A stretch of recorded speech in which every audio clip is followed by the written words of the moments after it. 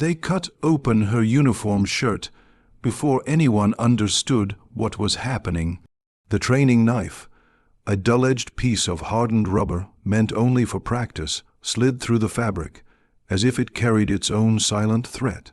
The courtyard froze. It was supposed to be a controlled drill, a mock hostage scenario with strict limits. But the moment the blade tore the first seam on her chest, every rule collapsed.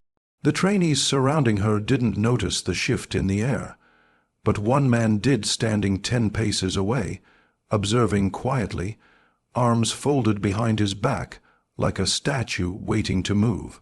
His name carried a weight the others whispered about, and the moment he saw her breath hitch, he knew the line had been crossed. She didn't cry out, that made it worse. The humiliation cracked through her silence sharp, unmistakable. The blade scraped once more, slow, deliberate, and the men around her laughed with the nervous bravado of those who don't yet understand consequences. They thought it was part of the script. They didn't see her eyes widen, not with fear, but with the ache of someone realizing she had been singled out in front of everyone, reduced to an example instead of a soldier. Her hands trembled behind her back where they had bound her for the drill. She felt the air hit her skin through the torn uniform, and shame mixed with a rising anger that had nowhere to go. The SEAL stepped forward before his thoughts even formed. Something primal moved his muscles, older than training, older than discipline. He saw her chest rise sharply, a breath cut short by humiliation. He saw the trainee with the knife smirk, tilting the blade's blunt edge against the remaining fabric like he owned the moment, like her dignity meant nothing. And that was enough. The world narrowed around the SEAL until the only things that existed were the knife, her trembling shoulders, and the cold surge of certainty that he would not allow one more second of this. The trainees barely noticed him closing the distance. They were too caught in the reckless fun of their own performance. But she noticed, she felt the sudden shift in the air, the way his presence pressed against the moment like a storm building behind her.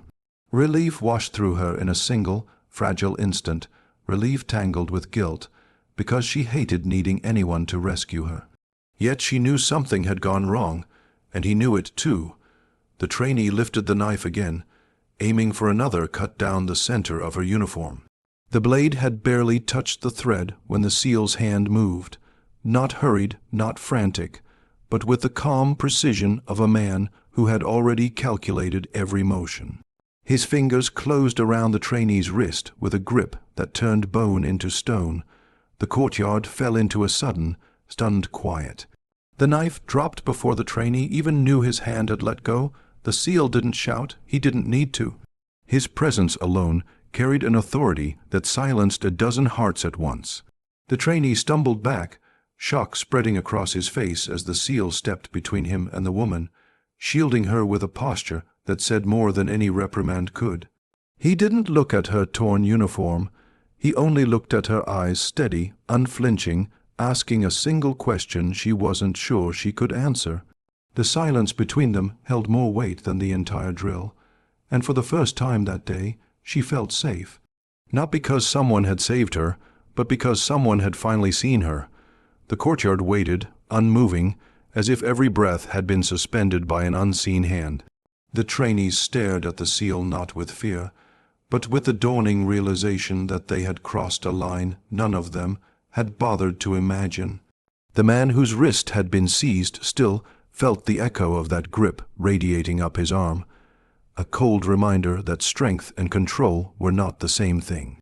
He tried to speak, to offer some excuse, but the look in the SEAL's eyes dissolved the words before they formed. This wasn't anger. It was disappointment, quiet, piercing, and far heavier than rage. She still stood with her hands bound, strands of her torn uniform hanging loosely against her ribs. She fought the urge to fold inward, to hide herself from the humiliation. But when she felt the brush of the SEAL's presence beside her, a steadiness spread through her chest. Not protection, no. She did not want him to see her as someone fragile, but recognition, as though he could see past the tremble in her breath to the steel. she worked so hard to sharpen. He knelt without ceremony, without asking permission, and eased the restraints from her wrists. His movements were gentle, almost reverent, as though he understood the wound wasn't on her skin. The moment her hands were free, she pulled them close to her chest, not to shield her torn uniform, but to reclaim her space, her dignity, her breath.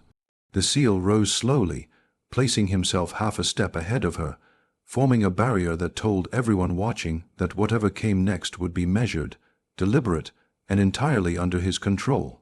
The instructor, who oversaw the drill, an older officer with a jaw carved from stone, stepped forward, outrage flickering across his features. But even he hesitated. He had trained the SEAL years ago and knew too well the difference between a correction and a demand for accountability.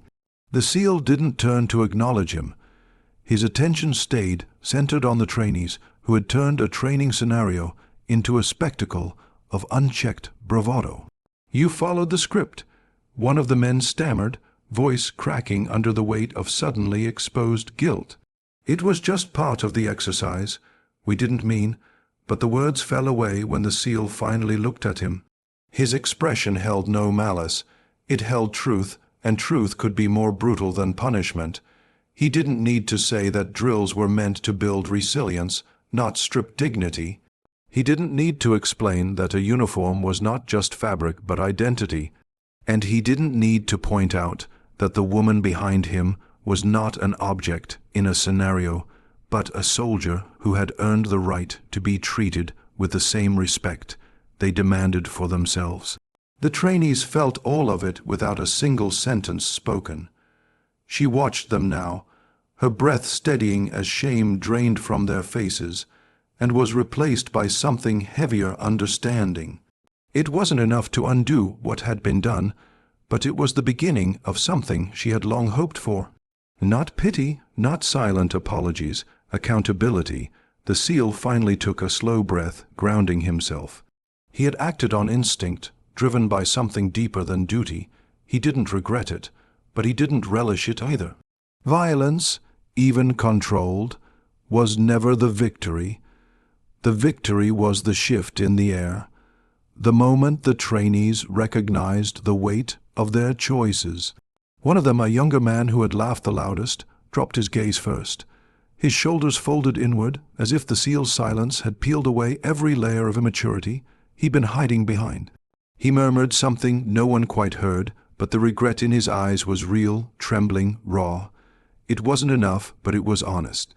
She stood straighter now, pulling the edges of her torn shirt together with hardened fingers. The threads scratched her skin, but she welcomed the sting.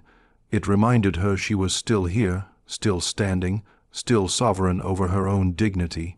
The SEAL didn't offer his jacket. He knew she wouldn't have accepted it. Instead, he gave her space to reclaim herself without stepping backward, a vigilant sentinel whose presence anchored the moment without overshadowing it. The courtyard remained silent, holding its breath, waiting to see what the SEAL would do next, not out of fear, but out of the quiet, dawning understanding that something had just shifted inside. Each of them, the silence eventually began to thin, stretching into a quiet that left room for deeper truths to surface.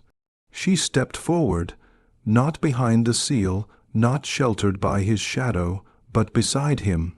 Her torn uniform exposed more than skin. It revealed the unspoken vulnerability every soldier carried but rarely acknowledged. Yet she stood with her spine drawn tall, refusing to let the moment define her as weak. The SEAL noticed that subtle rise in her posture, a defiant reclaiming of her voice, and he allowed himself a small breath of relief. Strength wasn't always loud. Sometimes it was the simple act of refusing to step back. The instructor finally found his voice, though it cracked under the weight of the moment. He looked at her first, not with authority, but with remorse, a recognition that he had failed her by letting the drill unfold without understanding the boundaries being crossed. He opened his mouth to speak, but she lifted a hand, stopping him with more grace than anger. She didn't want a speech. She wanted the truth to be acknowledged without drowning it in apologies. Her gaze swept across the trainees, lingering on each face.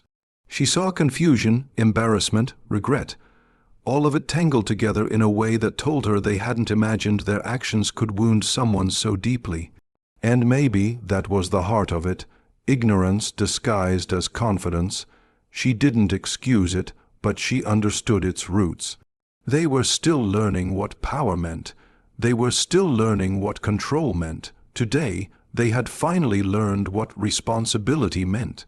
The seal watched her, sensing the quiet storm building within her. He had intervened to protect her dignity, but what she needed now was not protection, it was agency.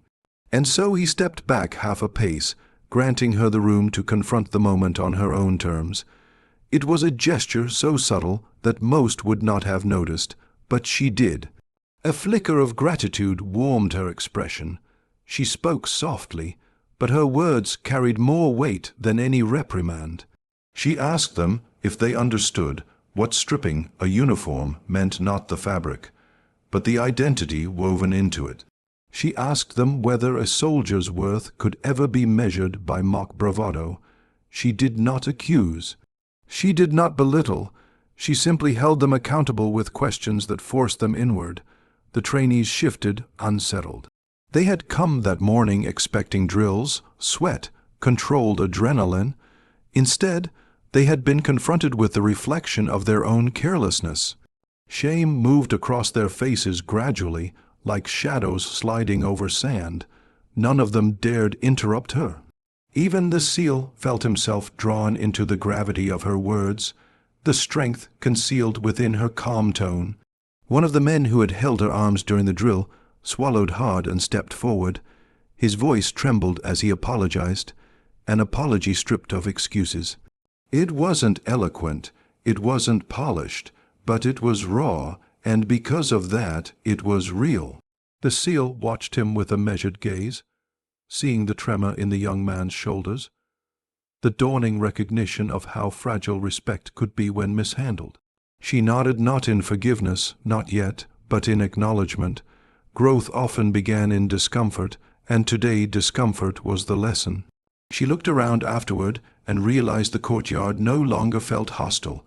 It felt quieter, more introspective, as if the space itself had taken a breath with her. But beneath that stillness, something deeper was shifting, a subtle tension that curved around the edges of the moment. The seal felt it before anyone else, a tightening in the air, a ripple in the instincts that had guided him through far darker battlefields. He knew the lesson wasn't over. Something was coming. The tension settled first as a whisper in the seal's spine, the kind of instinctive warning honed through years of sensing danger before it fully arrived. He scanned the courtyard, not quickly, not suspiciously, but with the calm precision of someone who had learned to interpret the smallest disruptions in human behavior. And it was then that he noticed the last trainee, the one who had remained silent through the entire reckoning. His jaw was tight, his hands clenched too hard at his sides, his gaze fixed not on her, but on the ground, as if wrestling with something darker than guilt. She noticed him too. The others had wilted under the weight of understanding, but this one simmered with something unresolved. Perhaps humiliation, perhaps pride wounded by being corrected so publicly, perhaps the childish belief that strength required spectacle. She saw the tremor in his shoulders, the restless shifting of his stance, and she realized the moment wasn't finished not until he faced what he'd done without hiding behind silence. He lifted his head at last, and the courtyard sensed the strain inside him. His voice cracked with defensiveness as he muttered that it had only been a drill, that she had overreacted, that the seal had overstepped. But the excuses rang hollow in the open air. His eyes flickered not with anger, but with the desperation of someone who didn't yet know how to confront his own mistakes. Before she could speak, the seal stepped forward, slow, deliberate, never threatening. He stopped just close enough for the trainee to feel the gravity of his presence. The courtyard held its breath again, but the seal didn't raise his voice. He didn't need to. His silence drew the young man's gaze upward, forcing him to meet the truth head-on. The seal told him, with a quiet that carried more force than shouting, that strength had nothing to do with dominating the vulnerable. That leadership required humility, restraint, and the courage to admit harm, even when it was unintended. He spoke not as a reprimand, but as someone trying to salvage the young man before arrogance hardened into something permanent. And for a moment, the trainee's breath shuddered, as if something inside him finally cracked open. She watched the shift in the young man's posture, the stiffened spine softening, the defenses falling, the tremor of realization breaking across his features. And she felt something unexpected stir within her, not forgiveness, not yet, but the first fragile thread of understanding that even those who faltered could learn, if someone offered them the chance to grow rather than the sentence of shame. When the trainee finally whispered an apology, it came from a place so raw that even the SEAL felt the sincerity in it. His gaze dropped, not in defeat, but in acceptance. She held his eyes for a moment, measuring the truth in them, and then she nodded. The gesture was simple, but it lifted a weight from the courtyard none of them had noticed pressing on their chests. The instructor stepped forward then, adding structure to the moment that had unfolded almost entirely through instinct and heart. He declared the drill over, not because it had failed, but because something more valuable had happened than any scenario they could have scripted. A lesson had taken root, messy and painful, but real. She stood tall beside the SEAL now, the torn edges of her uniform fluttering slightly in the morning air. The cloth no longer felt like a wound, it felt like a testament, a reminder that dignity could be torn but not taken, reclaimed but never surrendered. And when she met the SEAL's gaze, she saw a quiet respect there, one that didn't diminish her, but recognized the iron that had held her steady through humiliation, recovery, and confrontation. He didn't ask if she was all right. He already knew the answer. She didn't thank him. She knew he wouldn't have wanted that. The moment between them existed in the space of mutual understanding, a shared acknowledgement of choices made not out of obligation, but out of conviction.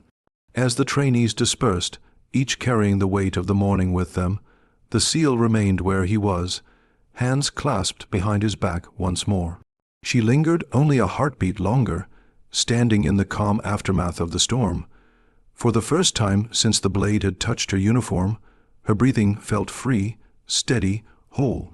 The moment would become a story whispered across training grounds for years, not about the cut of a uniform, not about the swiftness of the SEAL's intervention, but about the day a roomful of young soldiers learned that respect was not an instruction, but a choice. And she walked away knowing one truth more powerful than any drill could teach, that her strength had never been in surviving humiliation, but in refusing to let it silence her.